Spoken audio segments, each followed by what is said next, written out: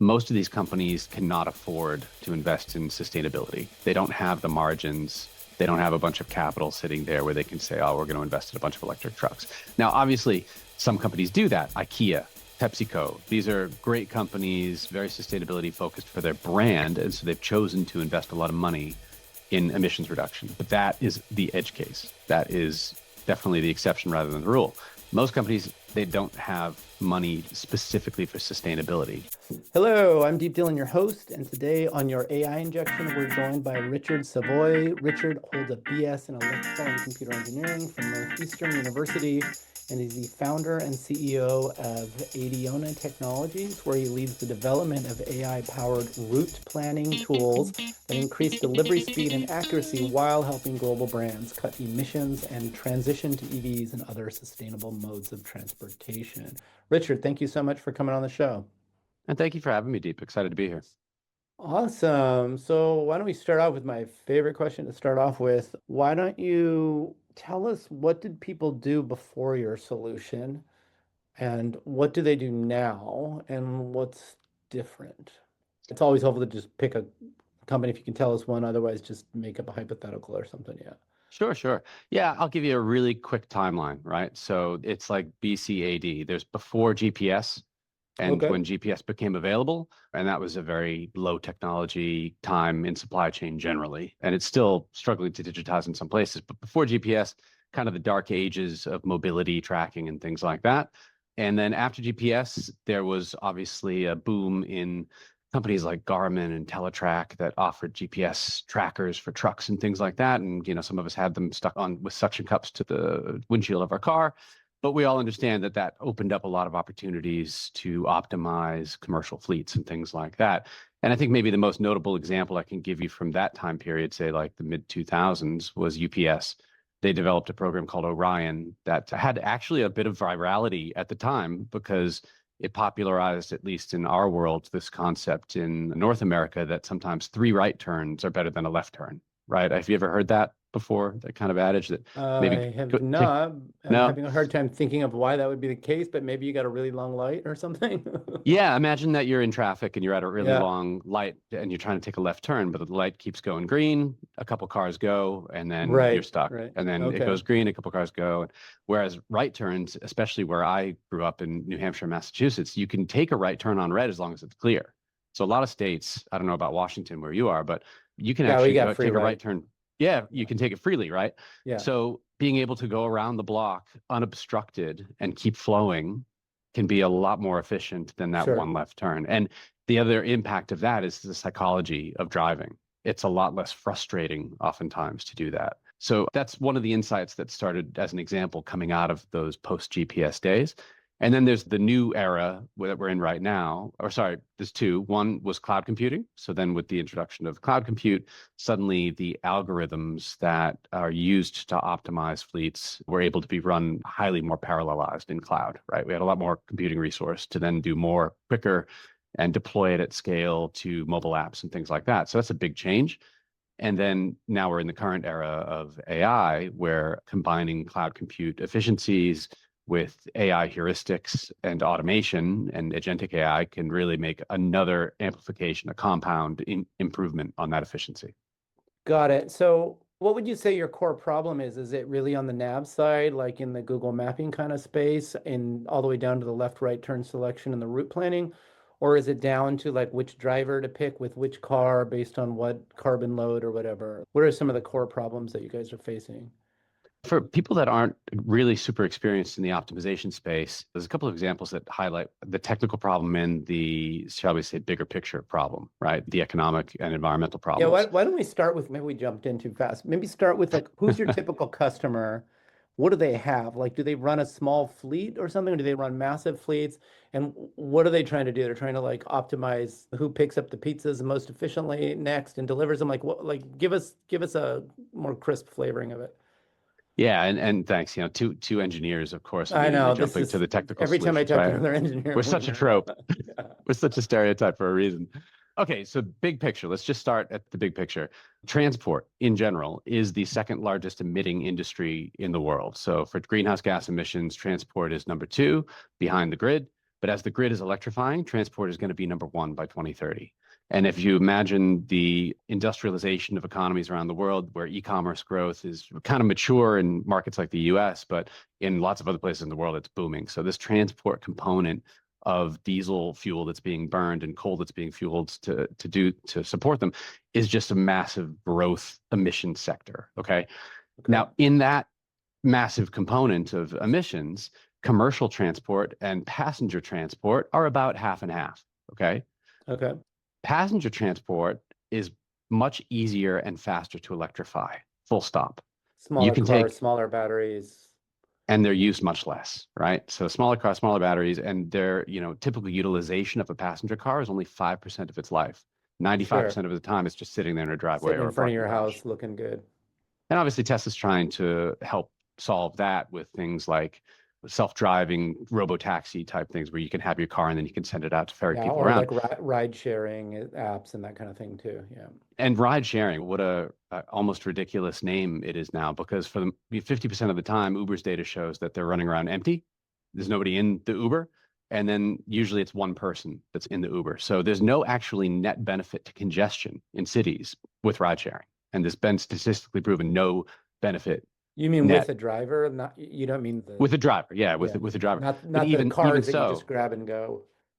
Well, even imagine a robotaxi world, right? Where you've got a self-driving car. It's still a sedan. It's still a Tesla Model Y or whatever, and it's still carrying typically one person around. And so for one person needing to go from A to B, if you change those from petrol, gasoline, diesel to electric, that's great because you're going to make a big difference on emissions, but you're not actually impacting congestion in cities very much, right? Now you flip over to the commercial fleets, right? Utilized much more. And for instance, here in Australia, only 1% of the commercial vehicles are articulated trucks, like big rigs, semi-trailers. Articulated just means that it's got that hinge right in the front.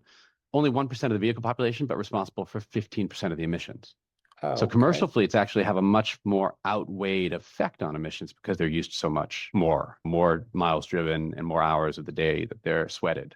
So now you can kind of understand why commercial fleets have a benefit that we can attack to reduce emissions by optimizing them, by using less of them to do more work. And the reason is because they run empty a lot. Keeping them more full, being more efficient with their routes. And also, there isn't as obvious clean alternative right now, at least. There's no battery-powered semi option right now. And it sounds like most of them are gambling on hydrogen, but I don't know when that's going to happen. Exactly. And you've got that mix of long range, but then you've got this massive metropolitan urban dense delivery. So now let's just break that in half, right? So I talked about the articulated trucks being really high emitters, but 53% of the kilometers driven and the cost of transport of a product, like a commercial product, something you order from Amazon or anywhere, is in the last mile. And the last mile is what we call from like the last distribution point, whether it's a store or a warehouse, to that store or your home. So these are like the Amazon trucks we see driving around, or the UPS trucks. I don't know what you call them, not where it's like a semi-detached or whatever, but and those are electric, at least in Seattle. Well, and so that's a great point, is because Amazon has been the leader in both autonomy, efficiency, and electrification, but the rest of the world is struggling, right? USPS has done, made some leaps. They're investing in electric vehicles and stuff, but you've got this massive mid-market, right? The bell curve. You've got this huge mid-market that just doesn't have the capital in place to do the level of electrification like an Amazon or a USPS does. Yeah, because it's not only about buying the trucks, right? It's also about having the charging infrastructure, because these things are huge and they're taking a lot of power. And when you're running a city like Seattle, for Amazon, they've got the scale to invest in the charging infrastructure. But if you're, I don't know, a Pizza Hut or something, like maybe it's not going to pencil. Yeah. And then you think about, like, you see parcel trucks branded all the time, but next time you go outside, look at all of the kind of mid-sized box trucks that are serving cafes and grocery stores. Food distribution, fast-moving consumer goods and food is an enormous market. I mean, it's insanely huge. And then there's also this kind of mid-market of parcel couriers and stuff too that subcontract to UPS, Amazon. And interestingly, some companies like Amazon and UPS, they don't actually share their full technology stack with those mid-market No. distribution partners. So they're kind of left on their own to figure out their own IT. No, I mean, like, they partner with Rivian. Rivian makes the truck, but there's a lot more logistics behind the scenes. Because, like, I order a Motorola Moto phone or whatever. It's in my house in 2 hours. I mean, it's Yeah, crazy. A it's city like insane. Seattle, it's like I'm getting like guitar strings within like 2 hours now. And they're coming from, Spain originally, and they're like at my door, and it's crazy how fast they're getting. Okay, so let's go back to your problem. Let me see what I thought your problem was. It sounds like it's a little bit different, and there's a bit of a disconnect for me mentally in terms of the environmental thing. But I thought your problem was like, I've got a fleet, I don't have the infrastructure of an Amazon, I've got some cars, maybe one or two's electric, maybe some of them are gas, and I want you to tell me exactly which driver of which car should take which order and drop it off at which point, like right now. And then you're going to give me the car that optimize whatever it is that I'm optimizing for, whether it's latency, like I'm going to go pick up the person at the right time, or maybe I can wait 3 or 4 or 5 or 10 minutes on average because I'm going to send in the most carbon efficient vehicle and I'm going to wait around for that or something. Is it something like that? Yeah, definitely. I mean, so we kind of unpacked the macro problems, Yeah. the sustainability problems, but let's talk about the company problems to make themselves efficient and to save money. If you have one van and literally you go step outside, you hop in your van, you got 10 items to deliver in Seattle, there are millions of permutations of different routes that you could take. You pop one into Google Maps and it'll give you the most efficient route. But if you're trying to find the most efficient route to go through 10 points, that's a classic operations mathematics problem called the traveling salesperson problem. Oh, Okay. yes. I remember that one Really from well grad school. understood. Yeah. Yeah. Okay, cool. Yeah, exactly. Like it's a pretty classic problem. It's been studied for decades, for 70 years. And it's funny because research teams still compete to shave like 0.1% off the solution time for the kind of standard research problem. But in practicality, if Yeah, I mean, you're it doesn't bigger than account that, for, right? Like, it doesn't account for traffic, doesn't account for like exactly. accidents, doesn't account for, I mean, we had some guy drop 50,000 boxes of crabs on 99 the other day, like a year ago. Like, none of that's in that data, right? So I'm assuming No. you guys have a more kind of adaptive machine learning like approach that kind of can listen to real-time signals, something like that. Well, you jumped way ahead to the real-time piece, which is very common, but let's just talk about the strategic piece, right? Yeah, okay. So you've got your 10 items that you got to deliver. You got to figure out a route. Not too hard. Okay. You can figure it out, but there's millions of permutations, but even the human brain can do a reasonable job to look at a map and be like, I kind of know. And you're Yeah. going to be within, say, 10 or 15% of what a proper algorithm would solve, like a heuristic algorithm looking for a really optimal route for you. But then imagine now you've got 1,000 items to deliver and you've got 10 vans to do it, 100 each, right? If you just have that as raw data and you look at it on a map, you're going to be like, I have no idea as a human, like, what's the most efficient solution? And choosing wrong in that instance could be an enormous difference, 100, 200% difference between what's actually optimal and what you choose.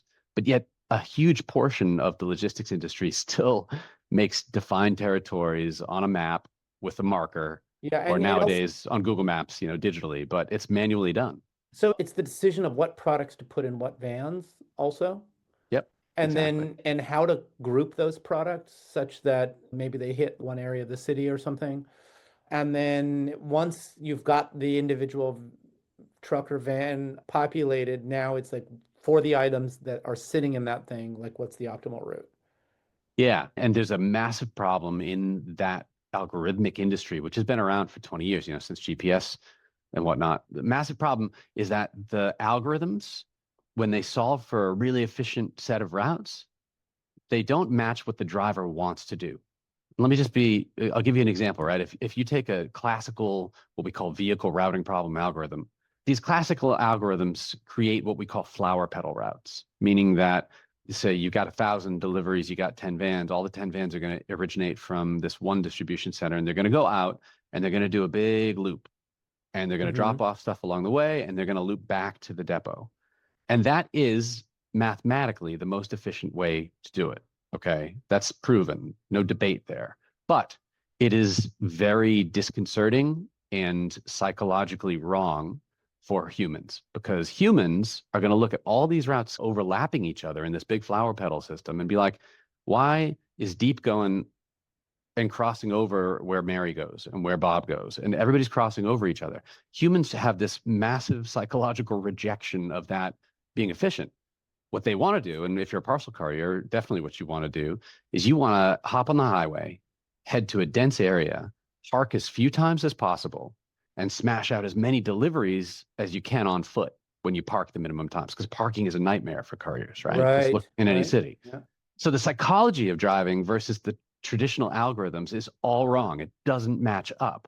And that's part of what we're solving with AI is we're taking all of that human experience, the human preferences, the results in the real world, and then combining it with all of these other data points, traffic, weather, real-time dynamism, and creating something that may not be the most efficient mathematically, but it'll be really close, and everybody will want to do it.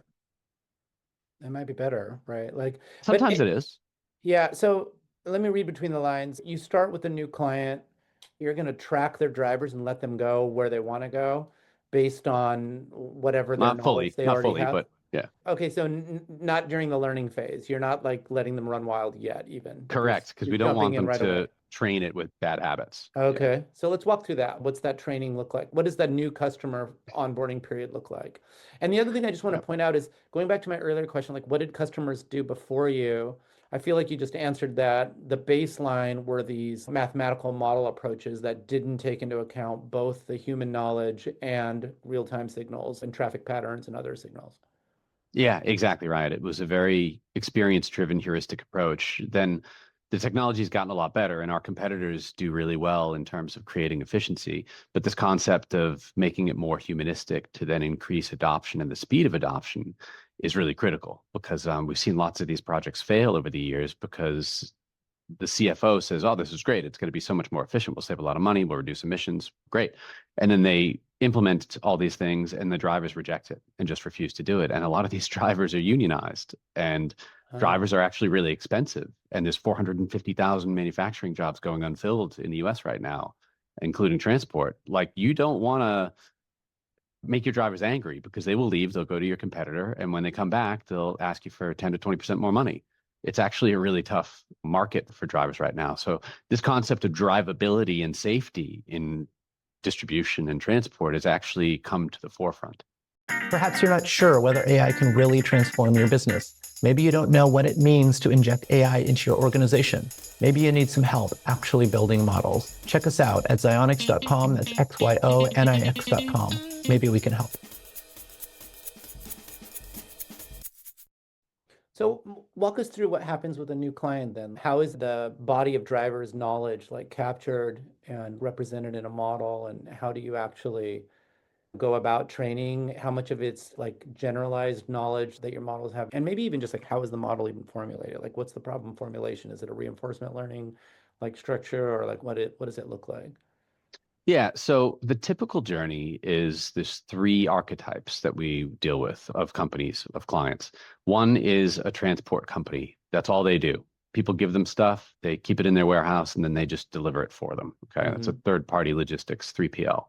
You've got then a manufacturer, which is kind of the polar opposite. They only manufacture stuff, and then they rely on these transport companies to do all of the deliveries for them. It's fully outsourced.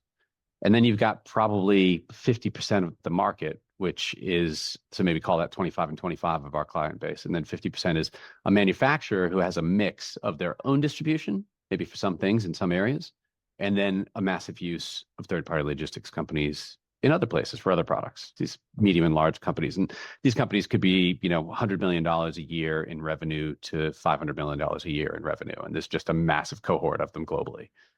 So you got these three archetypes. All of them are interested in being more efficient, saving money, reducing emissions. And so you have to triage it and do a lot of discovery to figure out, okay, well, what IT stack are they on? Is it API capable? Can you integrate in these types of algorithms via our cloud? Or if not, then what's their plan? Are they planning on moving to a more advanced tech stack, replacing their ERP system, their transportation management system, and whatnot? So depending on all those options, we're a very API forward company. Right? We have some competitors that are very platform centric. You have to move on to their entire delivery management platform. But what we find is that alienates a big part of the market that just doesn't want to go onto somebody's end-to-end platform, and that's fine. So we integrate in at the right point to solve the right problem, which, depending on those three archetypes, is typically around how do I do the same amount of work or more work with less vehicles? That's always going to be the top problem that they want to solve. And if we can come in and show them how they can do the same amount of deliveries with 10 to 20% less vehicles and less costs associated with those vehicles. And as I said, drivers are super expensive. It's kind of a shrinking field. Automation is a perfect solution for that. Does that make sense from a like a Yeah, first pass? it does. Yeah. Well, let's walk through some of the details. So you start a new client. At a minimum, you got to get access to the GPS signals coming off of the vehicles. So you got to plug them in. You've now got that, and you got Not to. always. Not always.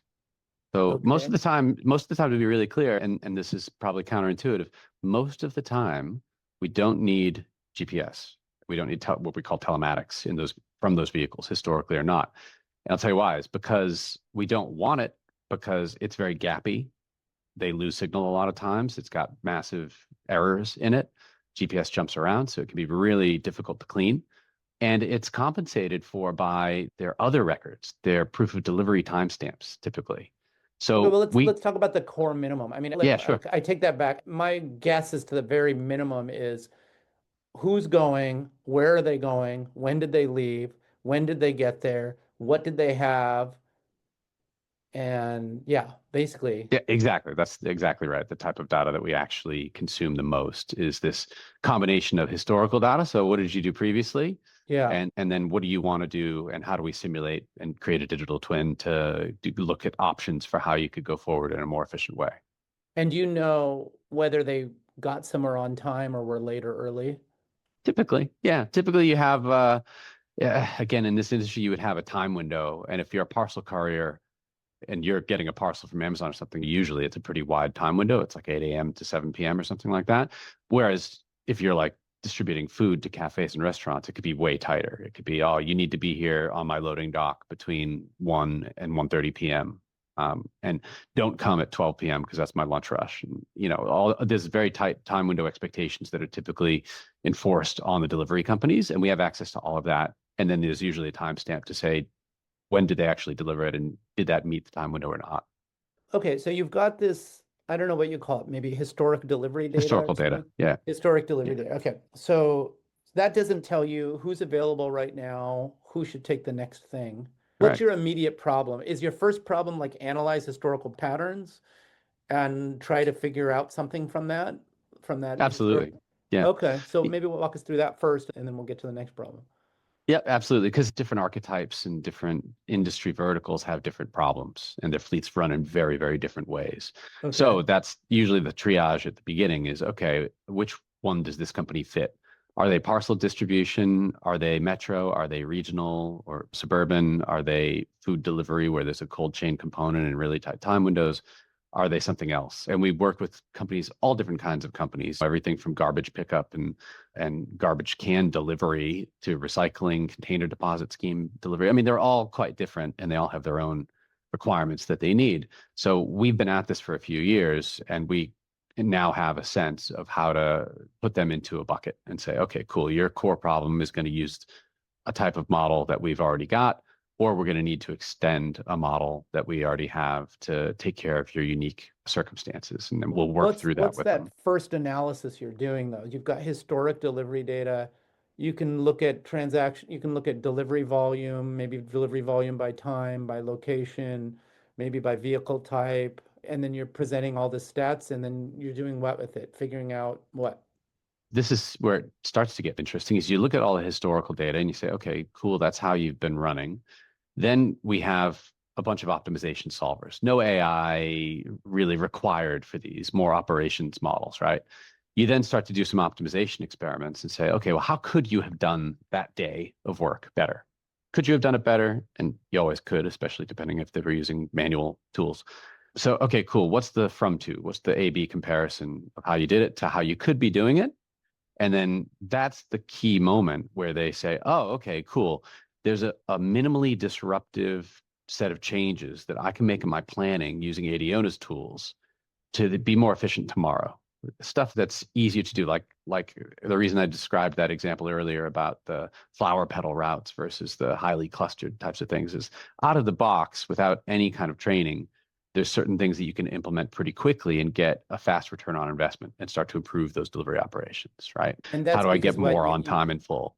Because you're looking at a visualization of the patterns, and then you do a scenario like, what if we change the routes from this pattern to that pattern, or these patterns to those patterns, and then you still don't have any of that other traffic data or any of that, so you don't actually have a model yet. You have, I guess you have a model, but not one that involves those extraneous variables. So how do you get from historic trajectory data with delivery and vehicle types to different patterns? Yeah, well, then they have to Optimal start patterns. running the new routes, right? Because again, garbage in, garbage out. So if we start to train models based on the stuff that they did historically, but that was inefficient, then we're going to get bad models. What we do is create this new baseline to say, well, here's how you can start being more efficient. And so adjust your fleet to have this many vehicles instead of what you did before, have them at these distribution centers, and you'll be able to increase your on-time in full delivery rates by X%. So typically, if you're a parcel courier and you're 85% on time in full, that's a reasonably okay number. But we have customers that are 99% on time in full, and that's what an Amazon type level of service is going to get you. So that's just a non-AI related operations algorithm change that we can help them be more efficient straight out of the box. The real magic starts when they start running those delivery routes that we've prescribed using the kind of non-AI operations model, because that's where we get the real good baseline. So, okay, so I have questions about how you actually determine those suggestions, but I get the gist. Sure. We can kind of, you've got a historic baseline. You have to first establish the baseline, because otherwise they're not going to be impressed. So now you establish the baseline. I imagine a constraint to your model is like, figure out how to do this with less vehicles is probably something in there. Well, it's a branch and cut type of algorithm where it's looking for the lowest costs, like the minima and the maxima of the solution set. And what are some like intuitive examples of the kinds of things you can find in that analysis phase? Well, this is one of the reasons that we really focus on the minimum number of vehicles, because you can assign a cost to any of these variables. And so cost per kilometer that you drive, cost per waiting time that you sit waiting around and idle, cost for the labor resource, cost for insurance, vehicle maintenance, all this stuff. And so all of that is built into our non-AI algorithms at the very front end to make it more efficient, right? And always adding a new vehicle to the fleet to do work is going to be the highest single cost that you can encounter, because suddenly now you've got to pay for either a contractor or your own vehicle, plus all the labor and all these other things. So the algorithms are really successful at minimizing the fleet required. And then basically that becomes your starting point, is to what I call right size the fleet. You're taking what you did yesterday and you're saying, actually, I can do more work or the same work with less vehicles. Let's do that first.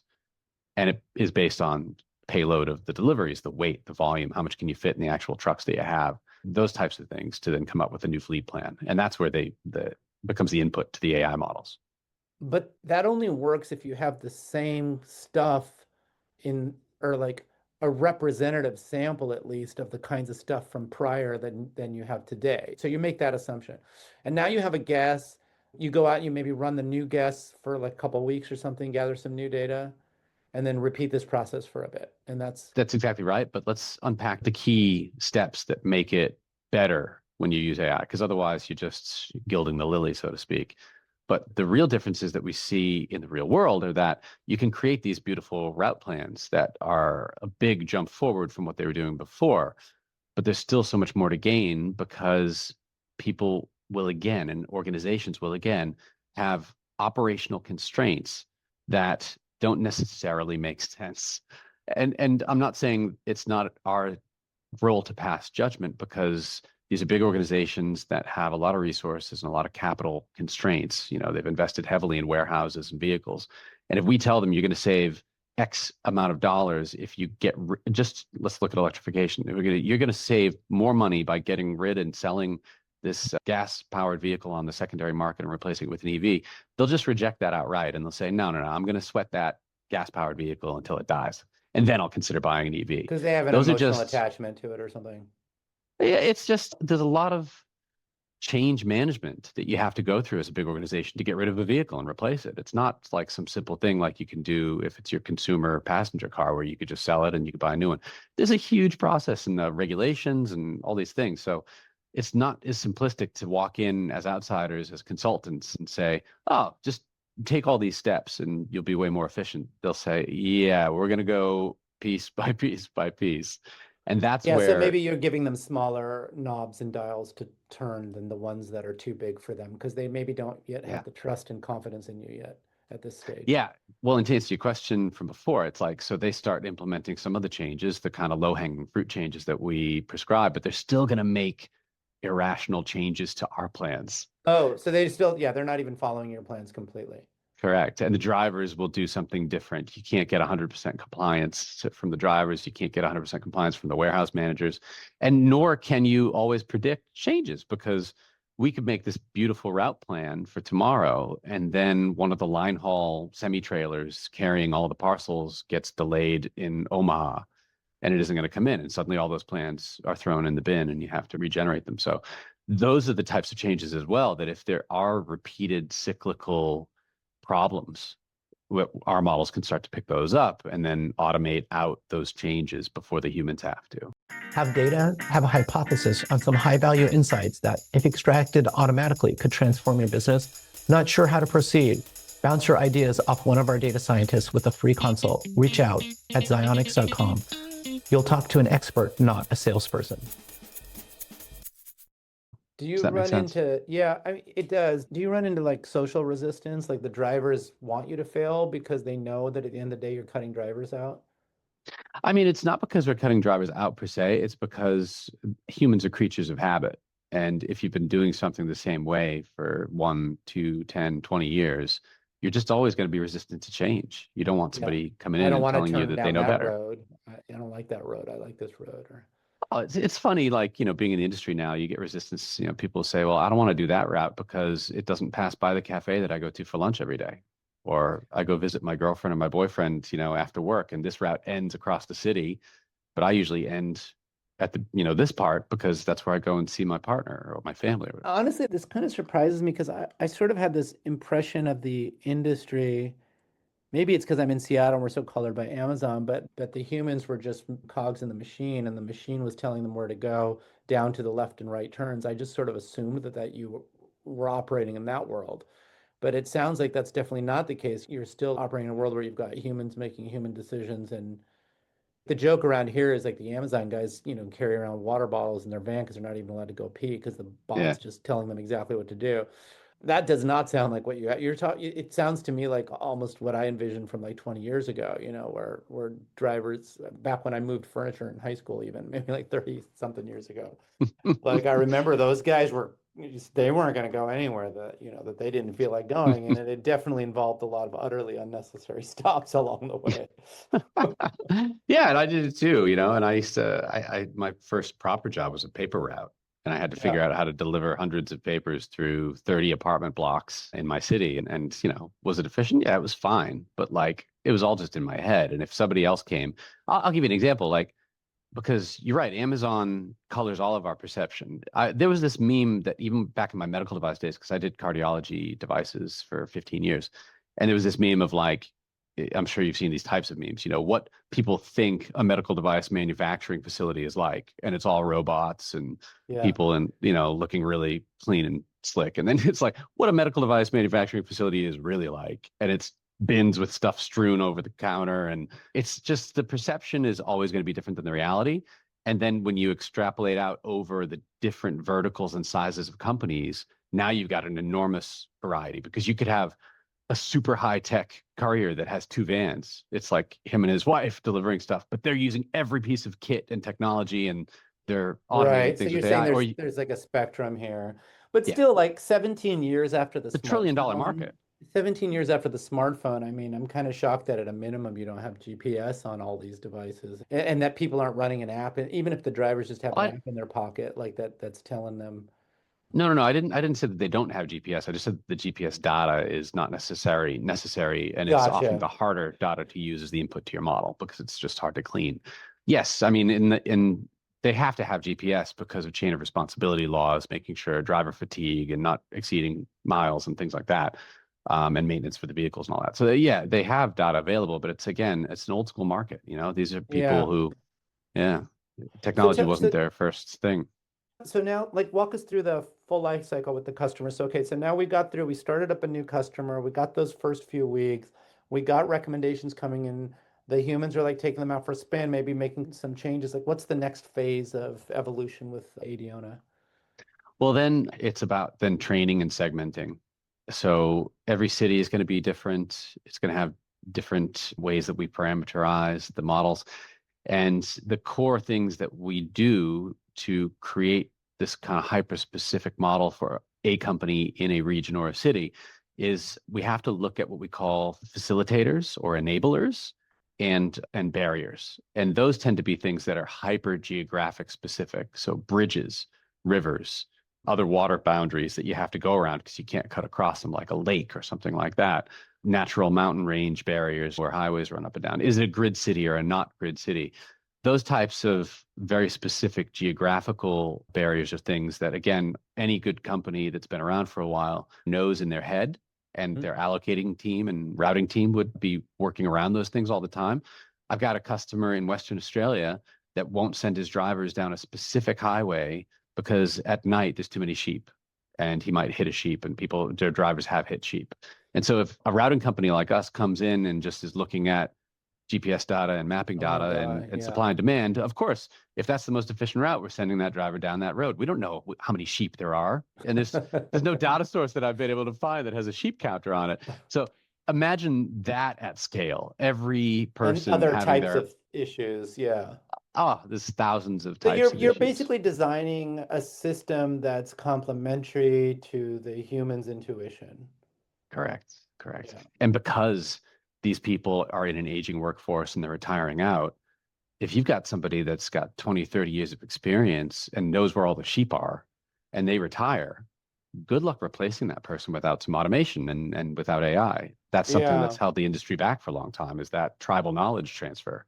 So that sort of implies that almost everything you do is suggestive. You suggest, and you're probably even compartmentalizing the suggestions and making them smaller scale where possible so that they can have option A, B, or C, and we recommend A, but if you really wanted to do D, maybe B or C is good. Yeah, you're absolutely right. It's always in consultation with the human, and the human always has veto power. So we're constantly giving the best suggestions, but on the day, if they have to deviate from that, well, we're certainly not going to be the ones to stop them. So one thing I didn't quite grok was like the carbon connection. So I get the macro problem, but all the way down, most of our listeners probably understand the global regulatory environment and the new carbon reporting and stuff. But maybe if you can summarize that quickly, that'd be nice. But it sounds like, what level of control are you trying to give your fleet operators? Are you trying to give them like, hey, whatever you drive, it's all based on efficiency and car reduction for the most part, but we'll report the carbon that you are consuming? Or are you trying to facilitate them making more carbon reduction centric decisions in some way? Yeah, absolutely. It's both. So again, because of this diversity of different types of companies at different points in their journey, some of them are very big, but might still be relatively low tech. So they're going to be on the hook for reporting. And that's where, as you mentioned, this regulatory change around the world, led by the EU, but now in other markets like here in Australia and in the US and Canada, companies of different sizes are being forced to report their emissions. And the emissions are broken into 3 buckets generally: scope 1, 2, and 3. Scope 1 are the emissions that you create yourself. So if you're a manufacturer, those are things that you are responsible for. But if you're not doing your own transport, those become scope 3, meaning the fleet that's doing the deliveries on your behalf, it's their scope 1. It's a bit complicated, but basically you have to report all the way downstream to anything that touches your product or service. But like statistical sampling and guesstimation is not allowed, because like this is very detailed reporting to get down to the vehicle, the type of vehicle, its gas mileage, all that stuff, and then track that all the way through to items delivered. Is very detailed. You could imagine a much cheaper, maybe old school way of just sort of saying, well, I got 30 cars, they're driving 70% of the time. They're, they got this average gas mileage, like just put that number in. Which a lot of companies do, but think about this, right? If you're a big company, and this is a real example, a real company that we worked with that is a telecommunications company, and they sell a lot of mobile phones, right? That's part of their brief if you're a big telco. And so they're shipping millions of mobile phones around the country. Okay, cool. They have a net zero target. They have a 2030 target. And in order to facilitate them to get to that emissions reductions target, they're spending a lot of money on carbon offsets and carbon credits. And that's a huge market. When they go to their transport partners, the actual companies with the vehicles that are delivering the handsets for them, and they ask, what is the emissions profile for those handsets? They get back basically what you just insinuated is like a really kind of back of the envelope calculation that is sort of maybe accurate. But really, one of the bigger problems is that it's an average across all of their parcels because they don't, they're consolidating in all these deliveries from different clients. And then they're just saying, well, that truck that had all sorts of stuff on it, it could have had pallets of Coca-Cola on it, which are way heavier than a handset, a mobile phone, right? But those two things are going to get averaged in the truck, and then they're going to get an average value that they're going to then pay for in carbon credits. So if I'm them, I don't want some average value. You're going I to want the actual value. Yeah, especially if you have a couple of products that are in the same ballpark, maybe price-wise and attribute-wise. That's interesting take on it. Yeah, okay. But I'm still having a hard time understanding, like down to your operator, what percentage of their calculus is efficiency oriented and what percentage of their calculus is emissions oriented? Yeah, look, it's a really great question. And I want to be really clear and transparent to people when we talk about these things. Most of these companies cannot afford to invest in sustainability. They don't have the margins. They don't have a bunch of capital sitting there where they can say, oh, we're going to invest in a bunch of electric trucks. Now, obviously, some companies do that. IKEA, PepsiCo, these are great companies, very sustainability focused for their brand. And so they've chosen to invest a lot of money in emissions reduction. But that is the edge case. That is definitely the exception rather than the rule. Most companies, they don't have money specifically for sustainability. So that's the great thing that I get excited about what we do is we can create these financial efficiencies. But if you're using less vehicles and traveling less miles to do the same amount of work, now you're emitting a lot less for the same amount of work too. And then they can get excited about the sustainability component. But it is very much financial first, emissions second. That's a really fundamental point that you're making that I need to marinate that a little bit. But it's not a decision between like you got 30 trucks and buy a Rivian, an electric truck or something. It's like, no, well, yeah, that would be nice. But if I cut out a truck period, then I'm doing even better than the electric truck, right? So because that's you got it. One less, assuming that. And then when you do go buy an electric truck, yeah. But then now you're in a better place because you understand, okay, cool. I've gone from 10 trucks to 9 trucks. And now which of those 9 trucks, now that I know I'm being super efficient, which of those should I replace with an electric van? It gives you a much more efficient path. And companies that are really shrewd about it can actually then say, well, I've saved 150K running this truck every year, the 10th truck. And so now can I actually apportion some of that budget towards these other things rather than just chalking it into margins? Maybe jump up a level for me and maybe jump out of the Adiona CEO hat for a moment, because I feel like you have a really interesting purge. There's a myth amongst a good set of folks that these carbon tracking mandates are just not effective. But it feels to me like you are in a position where you can comment on whether that's actually true or you're seeing that or not. Is it true? Are they not effective? Are these folks who you mentioned or can't afford sustainability, don't really care, doesn't really change their behaviors much? Or is it the other case where the folks that are, I think you mentioned IKEA, if I'm not mistaken, where they're buying offset credits and they're forcing change down through their supply chain? Yeah. What are you seeing and how fast is it moving? Because, the clock's ticking. I mean, we got, 5 years, maybe 10 or something until that glacier breaks off in Antarctica and we're all screwed.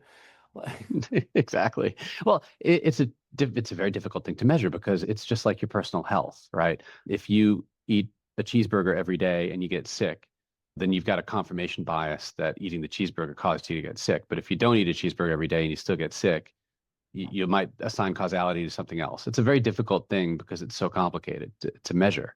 And this concept of do the emissions regulations, like tracking and reporting regulations work?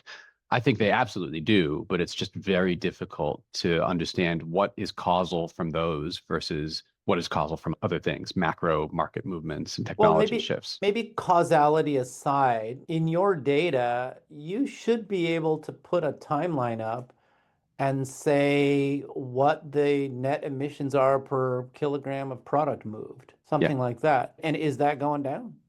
Yeah. And how much is it going down? Well, I can't tell you how much it's going down because of the net growth of e-commerce. This is one of the biggest problems. Like if you look at PepsiCo is a great example, okay? And I'll answer two of your questions with this story around PepsiCo. So one of them is the EPA in the US has a voluntary program where fleets, so any fleet owner, can voluntarily submit their emissions data, meaning what kind of trucks they run, what the fuel type is, how old they are, and what the calculated emissions per kilometer and per kilogram are. And some of them have done that strategically because they've got better than average emissions for their class or their type of organization. And companies like PepsiCo actively go in and will pay more for transport that's more sustainable from those types of companies. Now, again, what will be the net benefit? Well, Pepsi's got the biggest private fleet in North America. It's enormous. And so if they shave even 1% of their emissions off, that makes a tangible difference to emissions generally. But are you going to see that? Like, is it easy to calculate? No. And then the kind of second part of the Pepsi... I'm not sure I'm following you. Why can't you just simply look at the emissions per kilogram moved? Are you arguing that because the net volume of products moved is a moving target that you can't compute that? Because I think you can still compute it. Or are you just saying like, yeah, it's going down, but I don't know if that's the right measure because so much more stuff is being moved. Exactly. Yeah. Thank you. That's exactly right. So I can measure it for that one organization, and you can measure it for lots of organizations. But then, and the reason I brought up PepsiCo is because they've got their own net zero goals, but their business, their revenue in Southeast Asia, Vietnam, Cambodia, Thailand, Indonesia is growing like some ridiculous rate, 7% year on year. Some people are being brought into the kind of Western consumption way of life or whatever. Need help building a great chatbot, or perhaps help with computer vision, natural language processing, automated content creation, conversational understanding, time series forecasting, customer behavior analytics? Reach out to us at xionyx.com. That's XYONIX.com. Maybe we can help. So exactly. Tell me, what do you see though? Like, okay, I'll take that caveat, but I still want to know what kinds of percentages of efficiencies in both emissions and, I mean, I guess the two are correlated, right? Like you're making that argument pretty well here. But what kinds of efficiencies do you see when somebody comes on? Is it like a couple of percent? Is it like 5-10%? What kind of kilogram per, emissions amounts per kilogram moved? What is it looking like? It can be enormous. So when we first started working with one of Coca-Cola's fleets here in Australia, one of our first real implementations of these models, we were able to reduce their average delivery time, like the on-road time, how much time they actually spend on the road delivery, by 48%. It was enormous. Oh, yeah. And the total number of kilometers reduced, the distance traveled to do the same amount of work was 36%. And the emissions were more correlated to that 36% reduction. So same amount of work, same amount of product delivered, 48% reduction in time, 36% reduction in vehicle distance, and they were able to then reduce the fleet size significantly to do that. So that's probably the most extreme that I've seen, but then it typically falls somewhere between 5 and 40. 5 and And how much of that is in those early phases where you're kind of coming up with maybe some of the obvious suggestions? And what does that curve look like over a year, 2, 3, 4 years out? Because it seems like at some point you're going to hit some diminishing returns. So I'm curious how much of it comes and how early. Yeah, no, you're absolutely right. It's a long tail problem. So you get an initial benefit that, depending on how efficient they were or if they were using technology before, what can be quite substantial. And then there'll always be a long tail that as the AI model for them matures, they're going to get incremental improvements, but it's not going to be nearly as dramatic. My guess is the first few weeks or month or two, they're getting a lot of improvement because you're identifying a lot of the low-hanging fruit from those human biases. But don't you run a risk of them just saying, okay, we're going to terminate our relationship now because we've figured out these new routes and now we don't need you guys anymore? Does that happen? And what do you do about that? No, it's a great question, because we do have to focus more on what we call dynamic customers, meaning customers, and this is why the parcel sector is really good, is because you just don't know what you're going to have tomorrow. It's all going to be different addresses. It's going to be different locations. And you also have massively fluctuating volumes throughout the week and throughout the seasons. You've got huge seasonality around holiday season where volumes go bonkers after Black Friday.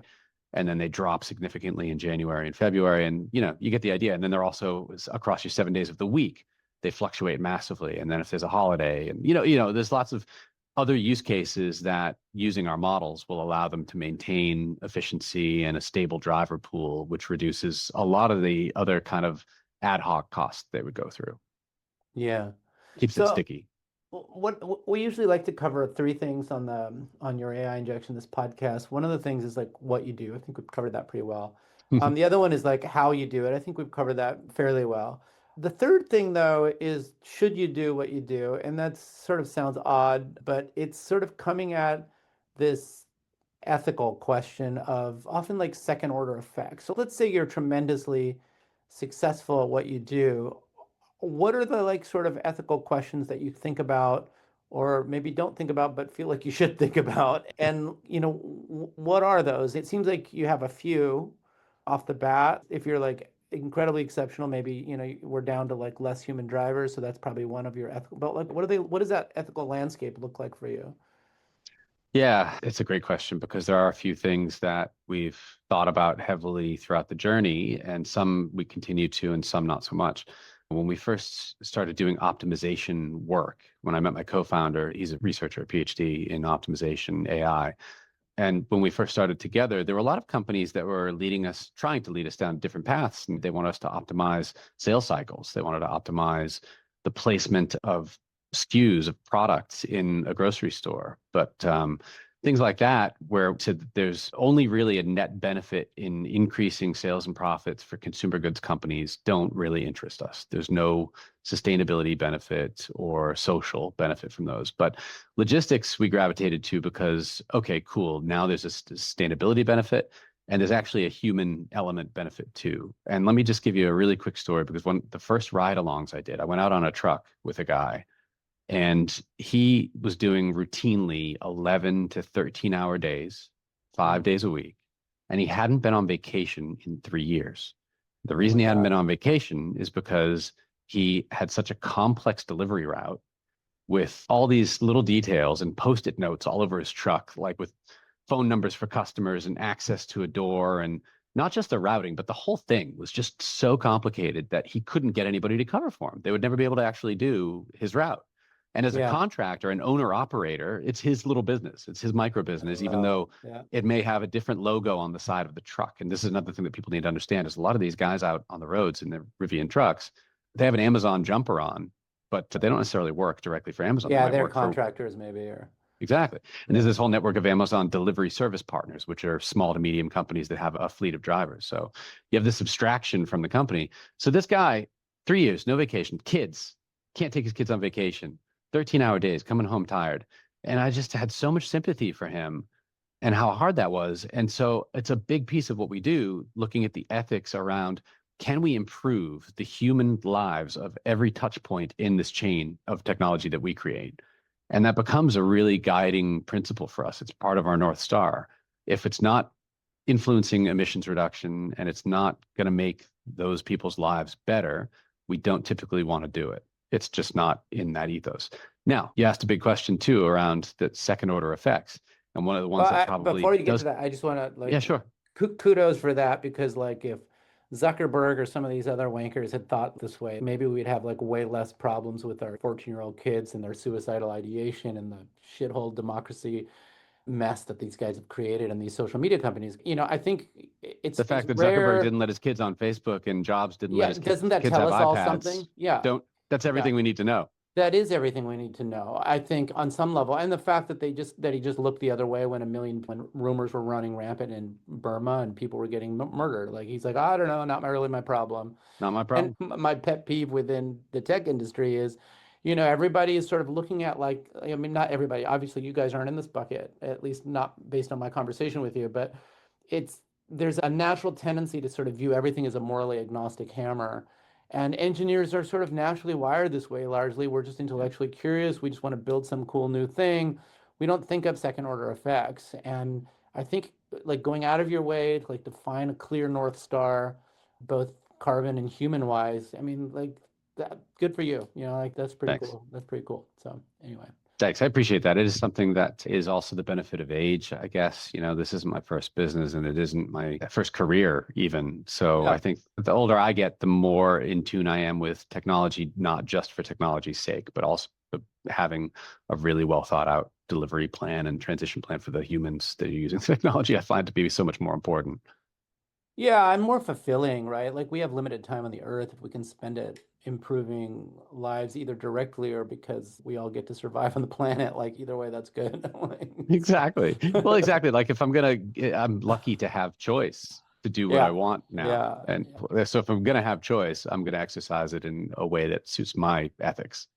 Yeah. Well, I feel like oh, sorry, I interrupted you. You were about to make a point and Oh, I was just going to say that the one thing that still worries me that I haven't fully come to grips with morally with what we do is, does it accelerate e-commerce growth even more because we're enabling these companies to yeah. be more efficient, they can make more money, and therefore consumers can just order more crap from Temu. Yes, arguably we are problematic in that. And I'll be honest about it because it does bother me. But at the same time, we're not the pioneers, shall we say? Like we're not Amazon. Amazon is really driving this change and you can't put the genie back in the bottle. And I'm Or not the saying phone it's is driving it. I mean, like at the end of the day, Amazon's reacting to what consumers want, and consumers want to wiggle their fingers on a phone and have something show up at their doorstep, ideally you got it. immediately. You got it. Right. Exactly. So, I mean, I don't know. I feel like, yes, that's an ethical quandary for the space, but the test that I use is like, if you're not doing this and nobody's doing this, is it better or worse? And it feels unambiguously worse. So that seems like you're doing something right. Like, Thanks for that. Honestly, I've never distilled it down to a really clear sentence like that, which I think is I really think wise. that's, yeah, I mean, I don't know, like it's pretty straightforward, right? Like we all operate in an ecosystem and we can't be completely responsible for the entire ecosystem. That's not to say we should wash our hands of it and not play our individual roles to try to impact and influence the ecosystem. I mean, absolutely we need to, but I think it's easy to just not be able to get out of bed if you're like overwhelmed by the ecosystem, right? Like Yep. you have to also have some level of realism and be like, yeah, that's actually out of my control. Like people are buying stuff, people are delivering stuff. How am I going to cut emissions and improve life quality within that context? Yeah, well, it comes down to almost that concept of allowing me to control the things that I can control and accept the things that I cannot control. Yeah, and I That think guiding like principle. probably, when I look at your business, the biggest ethical quandary I would have is the job loss reality. I wouldn't know how to wrap my head around that exactly, but and I think like a lot of these threads, like when you pull on them, they're kind of complicated, right? Like you said, you're in an industry that's understaffed right now. You also have the reality of automated stuff coming out, that's going to happen with or without Adiona. And Yeah. so I don't know. I mean, I think that's where we're all sort of like, I was on I was a guest on a podcast and was accused of being a techno optimist. And I'm like, really? I feel like I spend all my time being a techno pessimist, but okay. And it was really came down to the fact that I sort of accepted the reality of the ecosystem that we're operating in. And a lot of these folks don't. So then I don't know. Anyway, it's been awesome having you on the show. I feel like I've learned a lot about supply chain management, about a company a bunch of friends of mine used to work at. I don't know if you know Convoy, but they did something kind of similar in Yeah, your space. definitely. Unfortunately, the biggest blow up disaster in Seattle, I think, VC history. So I'm not sure what the full story is there. One of these days, I'll get one of my buddies on the podcast to explain what the hell happened You there. need a postmortem on that. Yeah, I would be Yeah, curious about that too. I do not know the answer to what happened there, but everybody they were like getting really late stage money, and we thought it was $1 billion, like a unicorn for sure. I mean, they were raising, I think their last raise was at a 10 billion valuation. Somehow the whole thing still blew up, which usually doesn't happen. Like once you make it Not that at that far, stage. not Yeah. at that stage, right? Like things have been Yeah. vetted. So I don't know what happened exactly, but anyway, I remember those guys making this argument, but I didn't have time. We were drinking beers and talking about other stuff, like to dig in. So. But I do feel like I get it, and I think it's cool. So anyway, thanks so much for coming on the show. I always end with one last final question. Like, what's your prediction 5, 10 years out, however far out you're comfortable going? what's like the good forecast for the world and what's the apocalyptic forecast for the world? With respect to, you can take it up a level or two, AI in general, but maybe anchor it in your worldview. Yeah, that's a great question. I think the optimist in me is also going to predict that we're going to go through a massive pain in the labor pool. That bottom rung is being ripped out, including in our industry and in supply chain. It'll make things a little bit more difficult, but it'll put a premium on the physical world environment again. I think actually it's a good thing, the fact that people are being ripped out of the digital world by AI or blocked from it almost, because it's going to put them psychologically back into a much more tangible place and look at the world around them and say, wow, actually, if all of these opportunities in junior level accounting and IT and software development are no longer available to me, what am I going to do with my life that AI can't do? And suddenly they have to look at the natural world. So that real optimist in me. That's an intriguing comment there.